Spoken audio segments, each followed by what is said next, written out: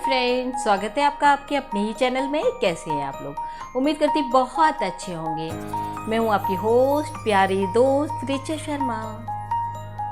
Friend, हम में से प्रत्येक मनुष्य की ज़िंदगी में सुख दुख आता रहता है, लेकिन देखने वाली बात यह है कि जब हम लोग सुखी होते हैं, हमारी ज़िंदगी में हर तरफ से खुशियाँ होती हैं, तब हम हमेशा ये कहते हैं, अपनी पीठ थपथपाते हैं और कहते हैं मैं इतना योग्य है, मैं इतना महान, मैं इतना वो मतलब अपने आप पे प्राउड फील करते हैं। लेकिन अगर ज़िंदगी में दुख आता है तब हम अपने आप को जिम्मेदार नहीं मानते हैं, तब हम ऊपर वाले को बोलते हैं। मेरी समझ में नहीं आता है कि भगवान को पर्टिकुलर हमसे ही क्या दुश्मनी है। ऐसा तो हो नहीं सकता है। उसने ये पृथ्वी बनाई, इस पर ये क्रिएशन बनाई है, तो उसके लिए सब इक्वल हैं या बराबर है। फ्रेंड, अगर हम लोग बहुत ध्यान से देखें तो जिस तरह हम अच्छी चीज़ का क्रेडिट अगर खुद ले रहे हैं, तो वैसे बुरी उसके लिए भी जिम्मेदारी हमें लेना चाहिए, लेकिन हम नहीं लेते हैं। मतलब ये सोचिए आप कि अगर पृथ्वी में जैसे अगर हम जो फसल बोते हैं वही फसल समय पाने पर अंकुरित होती है। अगर हमने आम का बीज डाला है तो वक्त आने पे आम का मीठा फल ही आएगा, लेकिन अगर हमने नीम का बीज डाला है, वक्त आने पर उसका जब फल आएगा वो नीम की तरह कड़वा ही होगा। इसलिए कर्मों की जब हम अपने कर्म कर रहे होते हैं किसी के साथ, तब हम बहुत सजग रहें। हमें मतलब अच्छा ही बोने की कोशिश करनी चाहिए, तो फल अच्छा ही आएगा। अगर हमारा इतना सा, और ये बात भी याद रखिए फ्रेंड, हमारे अच्छा हो या बुरा कर्म, जो भी कर्म हो उसका फल चौगुना ही आता है। बीज एक पृथ्वी पर जाता है, लेकिन लाखों उसके फल आते हैं किसी भी चीज़ का। सेम यही सिद्धांत कर्म पे लागू होता है। इसी बात को परिलक्षित करने के लिए फ्रेंड मैं एक बहुत छोटी सी कहानी आपको सुनाती हूँ।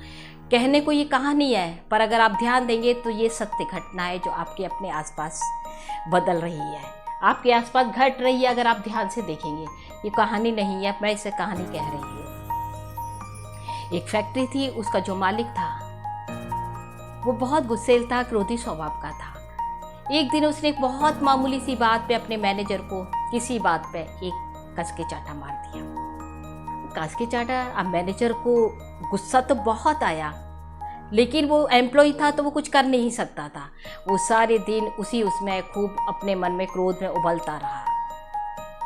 शाम को जब घर पहुंचा, उसकी पत्नी ने खाना रखा। खाने में नमक जरा सा 19-20 था, बस क्योंकि वो तो पहले से ही अंदर गुस्से में उबल रहा था मैनेजर, उसने एक अपनी वाइफ को घुमा के दिया खाने के। मतलब बात देखिए कितनी मामूली सी बात थी कि खाने में थोड़ा सा नमक ज़्यादा था, अरे साथ में कुछ और चीज़ ले लेते, ऐसा थी। लेकिन उसने उसे मार दिया क्योंकि क्रोध उसका पहले का था। अब पत्नी को भी बहुत गुस्सा आ रहा था। उसने वो भी गुस्से के मारे मतलब क्या कहे, पति से कुछ कह नहीं पाई। तब उसने किसी कार्य से अपने बड़े बेटे को आवाज़ दी। बेटा चूंकि उस समय होमवर्क कर रहा था, उसने सुना अनसुना कर दिया। जब बेटे ने 2-3 बार में नहीं सुना, माँ को क्रोध आया, उसने जाके 2-3 थप्पड़ मार दिए। अब बेटे को तो बहुत तेज गुस्सा है कि मैं तो होमवर्क कर रहा था, मेरी गलती क्या है। अब उसने कुछ नहीं किया, उसे गुस्से में अपना होमवर्क करता रहा। फिर थोड़ी देर बाद अपने छोटे भाई से कहा, जाके वहाँ से मेरी वाली बुक उठा के लाओ। छोटे भाई ने अनसुना कर दिया। अब उसने आप देखा था, 2-3-4 उसने छोटे भाई को जोड़ दिए। फ्रेंड, अब क्या बात है, अब मतलब छोटे भाई की भी पिटाई लग गई, जबकि देखा जाए इनमें डायरेक्ट किसी का कसूर नहीं था। अब छोटा बेटा घर से बाहर गुस्से में निकला। गेट पर ये कुत्ता बैठा था। कुत्ते को देखते ही वो तो गुस्से में उबल रहा था, उसे कुछ और नहीं सूझते, कितना बड़ा पत्थर उठाया और कुत्ते के धड़ाक मार दिया। कुत्ता एकदम बिलबिला गया और एकदम से भागा। भागते भागते एक आदमी से टकराया और उसने उस आदमी का पैर को बाइट कर लिया, यानी कि काट लिया। अब आदमी को काट लिया, और ये आदमी पता है कौन था? ये वही फैक्ट्री का मालिक था जो उस वक्त सड़क पे मोबाइल से बात करते हुए जा रहा था। अब वो देखिए सीधे सीधे उसमें तो आप देखेंगे उस बेचारे आदमी ने उस कुत्ते का कुछ नहीं बिगाड़ा था, फिर भी उसने काट लिया। देखने में ऊपरी तौर पे ये घटना घटित हो रही है, लेकिन आप देखिए ये कर्म का चक्र है। मालिक ने मैनेजर को, मैनेजर ने पत्नी को, पत्नी ने बेटे को, बेटे ने भाई को, भाई ने उस कुत्ते को,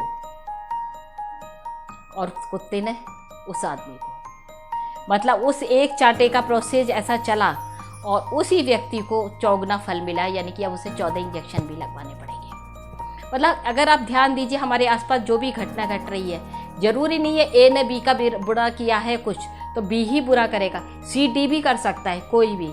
इसलिए फ्रेंड मेरा तो सिर्फ आपसे इतना कहना है, इस कहानी के माध्यम से मैं सिर्फ इतना कहना चाहूँगी आपसे कि आप जो कुछ भी कर रहे हो, जो कुछ भी, उसमें पूरा ध्यान रखिए, क्योंकि आपको उस कर्म का अच्छा या बुरा जो भी परिणाम भोगना पड़ेगा वो 4 गुना भोगना पड़ेगा। तो बेहतर होगा हम अपने हर कर्म के प्रति सजग रहें, जो कोई भी हम बोल रहे हैं उसमें हम अच्छा ही बोलने की कोशिश करें, ताकि हमें जो फल मिले उसके लिए हम ऊपर वाले कुदरत को कोई जिम्मेदार न ठहरा पाए, क्योंकि उसकी हमसे कोई नहीं है। आप उसको अल्लाह कह लीजिए, आप उसको जीसस क्राइस्ट कह लीजिए, आप उसको ईश्वर कह लीजिए, भगवान कह लीजिए, कुछ कह लीजिए, उससे कोई लेना देना नहीं। ये कर्म का सिद्धांत है, जो बीज गया वो ही बीज आएगा। फ्रेंड करके कमेंट करके ज़रूर बताइएगा आपको ये छोटी सी कहानी कैसी लगी, और पसंद आने पर लाइक कर दीजिएगा, और चैनल को सब्सक्राइब नहीं कर रहे हैं किया है तो फिर सब्सक्राइब कर दीजिएगा, ये पूरी तरह फ्री है। फ्रेंड फिर मिलते हैं बहुत जल्दी एक बहुत अच्छे से प्यारे से वीडियो में, और मुझे कमेंट करके बताइए आप किस तरह की वीडियो देखना पसंद करते हैं।